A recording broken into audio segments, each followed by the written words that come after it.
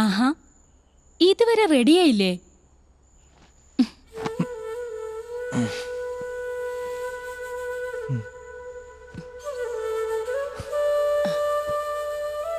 നീ ചോദിച്ചില്ലേ നിന്നിൽ ഏറ്റവും ഇഷ്ടം എന്താണെന്ന്? നിന്റെ ശരീരത്തിലും ഈ മുടിയിലും നിറഞ്ഞു നിൽക്കുന്ന സുഗന്ധമാണ്. അത് ബോഡി ലോഷന്റെയും ഷാമ്പൂവിന്റെയും പെർഫ്യൂമിന്റെയും ഒക്കെ ഗുണാണ്. ഞാനൊന്ന് വേർത്ത് കഴിഞ്ഞാൽ ഈ പറയുന്ന സുഗന്ധം ഒന്നും കാണില്ല. സ്നേഹിക്കുന്ന പെണ്ണിന്റെ വിയർപ്പിനുണ്ടോ സുഗന്ധവും സൗന്ദര്യവും ഒക്കെ? ഇന്ന് ഭയങ്കര റൊമാൻറ്റിക് ആണല്ലോ.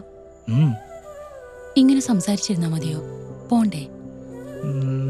പോണോ? പോണോ അല്ലേ?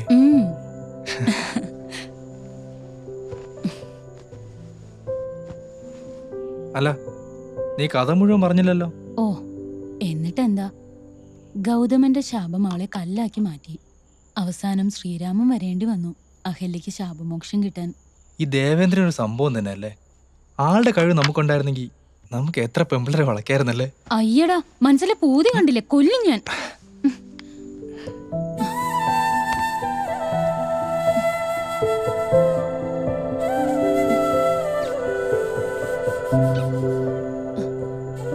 ഒരു കാര്യം ചോദിച്ചോട്ടെ? എന്താ? ടയേർഡാണോ? സ്റ്റാമിന വല്ലതും ബാക്കിയുണ്ടോ? ഉണ്ടെങ്കിൽ പുറകിലെ വാതിലറിയോ? ആ വാതില് തുറന്ന് പുറകിലെ കണ്ടം വഴി ഓടിക്കോ. എന്റെ ഹസ്ബൻഡ് വന്നു മനുഷ്യ.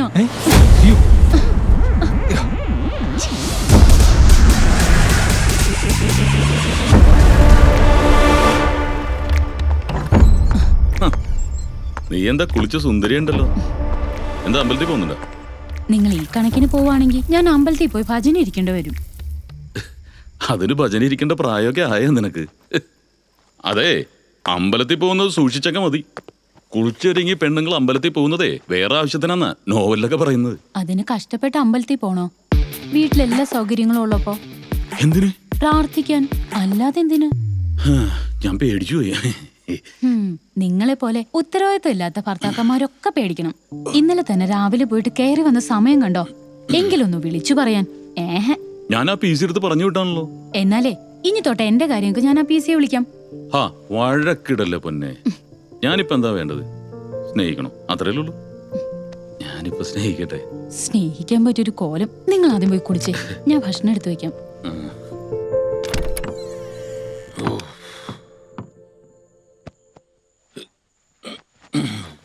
എന്താ ചൂട്!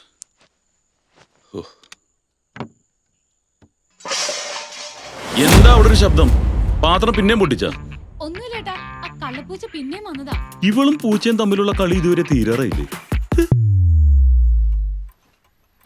അപ്പോഴേക്കും തുടങ്ങിയോ? നമ്മളെ വിളിക്കുന്ന പരിപാടിയൊന്നുമില്ല. നല്ല വിശപ്പാ, ഇന്നലെ ഒരു വകയാൻ കഴിച്ചിട്ടില്ല. പിന്നെ ആക്രാന്തം ഇല്ലാത്ത ഒരാള്. നിങ്ങൾക്ക് എല്ലാത്തിനും ആക്രാന്താണ്. മറ്റുള്ളവരുടെ വിശപ്പ് മാറിയോന്ന് പോലും നിങ്ങൾ ചോദിക്കാറില്ല. നീ എന്താ ഉദ്ദേശിച്ചത്? ഒന്നുമില്ല. അല്ല, എന്താ ഈ വേഷത്തില്? ഇപ്പൊ തന്നെ ഇറങ്ങുവാണോ? ഒരു വള്ളിക്കെട്ട് കേസ് വന്ന് പെട്ടിട്ടുണ്ട്. എന്ത് കേസ്? ഒരു കള്ള റാസ്കൽ എന്റെ റേഞ്ചിൽ കയറി കളിക്കാൻ തുടങ്ങിയിട്ട് കുറച്ച് ദിവസമായി. കാശുകാരായ ഭാര്യമാരാണ് അവന്റെ ടാർഗറ്റ്. അവരെ കറക്കിയെടുത്ത് അവരുമായി ബന്ധം സ്ഥാപിച്ച് അതിലൂടെയാണ് മോഷണം. നാണക്കേട് ഭയന്നിട്ട് പിന്നെ ഒരു കേസുമായിട്ട് പോവില്ലല്ലോ. എന്തേ? ഞാൻ ആ കള്ളനെ പറ്റി ആലോചിക്കായിരുന്നു. എന്തൊരു ബ്രില്യന്റ് ആണല്ലേ. ഒരു ദിവസം അവൻ എന്റെ മുന്നിൽ ഒന്ന് പെടും. അവന്റെ ബ്രില്യൻസ് ഞാൻ ഇടിച്ച് ചതക്കും. ഭർത്താക്കന്മാരുടെ സമാധാനം കളയാനായിട്ട് ഓരോരുത്തന്മാർ ഇറങ്ങി പുറപ്പെട്ടുള്ളൂ. ഹലോ. സർ, നാസറാണ്. മനസ്സിലായിട്ടോ? താൻ കാര്യം പറ. സർ, അവൻ ഇത്തവണ രക്ഷപ്പെട്ടു. അവർക്ക് കേസൊന്നുമായിട്ട് മുന്നോട്ട് പോകാൻ താല്പര്യമില്ലെന്നാ പറയുന്നത്. താൻ അവരോട് കാര്യം പറഞ്ഞില്ലേ? സർ, ഞാൻ പറഞ്ഞു നോക്കി. പക്ഷേ പുറത്തിറങ്ങാനുള്ള നാണക്കേട് ഭയന്നാണെന്ന് തോന്നുന്നു. സ്വന്തം ഭാര്യയുടെ മാനം വെച്ച് ആരും റിസ്ക് എടുക്കില്ലല്ലോ സർ. കണ്ടവന്റെ ഒക്കെ കൂടെ കയറി കിടക്കുന്ന അവളേക്ക് എന്തിനാണ് ഭാര്യയിട്ട് വെച്ചിരിക്കുന്നത്? ആണുങ്ങളുടെ മാനം കളയാതെ കേസുമായിട്ട് മുന്നോട്ട് പോകാൻ പറ അയാളുടെ അടുത്ത്. Okay sir. നീ ആരാണെന്ന് എന്താണെന്ന് എനിക്കറിയില്ല. പക്ഷേ നീ ചെവിയിൽ നുള്ളിക്കോ. നിന്റെ വൃത്തിയട്ട കളിക്ക് ഇനി അധികം ആയുസുണ്ടാവില്ല. നിന്നെ ഞാൻ പൂട്ടും. മണിച്ചിത്രത്താഴിനേക്കാൾ വലിയ പൂട്ടിട്ട് ഞാൻ പൂട്ടും.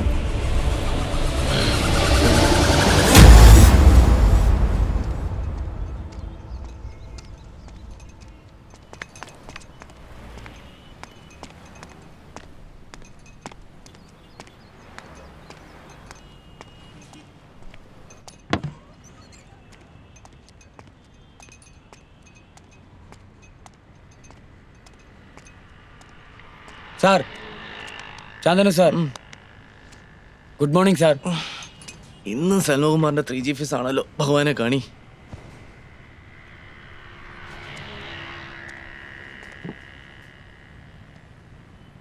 ஏண்டா செல்வா, ட்ரீமிന് ஃபுல்லு நயன்தாராவும் சமாந்தாவும், காலையில் கனி செல்வகுமாரும்.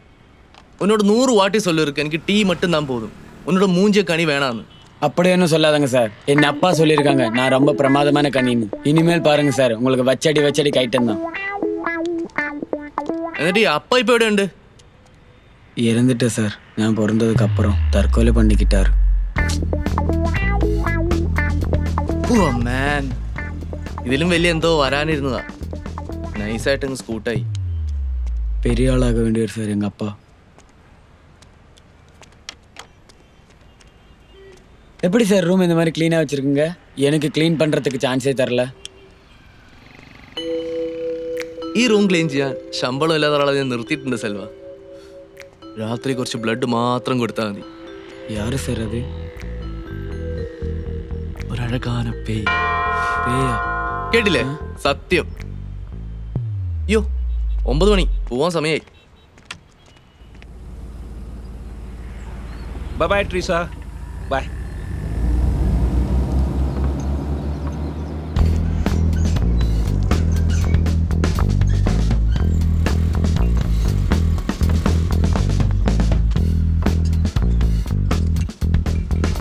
എന്തു പറ്റി ചേച്ചി?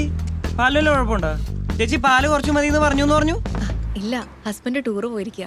പിന്നെ ഇവിടെ ആരാ പാല് കുടിക്കാനുള്ളത്? അതുകൊണ്ടാ. ഇനിയിപ്പോ വേണ്ട. എന്നാ ശരി.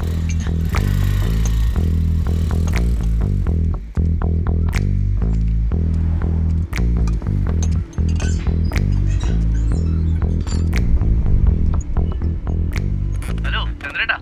ആ, എവിടാടോ താൻ? ജീവനോടെ ഇരിപ്പുണ്ടോ? ചന്ദ്രേട്ടൻ ഒരു പണി ഏൽപ്പിച്ച പിന്നെ വൃത്തിക്ക് ചെയ്യാതെ വിളിക്കുന്നത് എങ്ങനെയാ? അതാ ഞാൻ.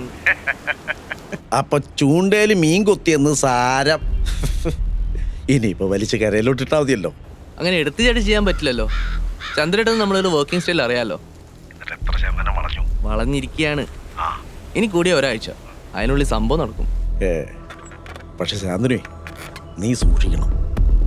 എത്ര നിസാര കാര്യമാണെന്ന് പറഞ്ഞാലും നമ്മുടെ കണ്ണെത്താത്ത ഒരു ചെറിയ അശ്രദ്ധ മതി എല്ലാം അങ്ങോട്ട് തീരാൻ. അറിയാൻ ചന്ദ്രേട്ടൻ, അടിക്കുമ്പോ പാമ്പിന്റെ പത്തിക്ക് തന്നെ അടിക്കും. ചന്ദ്രേട്ടൻ പേടിക്കണ്ട, നമ്മുടെ സേഫ്റ്റി ഉറപ്പിച്ചിട്ടേ ഞാൻ കളി അവസാനിപ്പിക്കും. എന്നാലേ നീ ഇത്തവണയും പതിവ് തെറ്റിക്കണ്ട. ഇനി കാര്യം നടന്നു കഴിഞ്ഞിട്ട് കാണാം. ശരി ചന്ദ്രേട്ടൻ, ഓക്കെ ബൈ.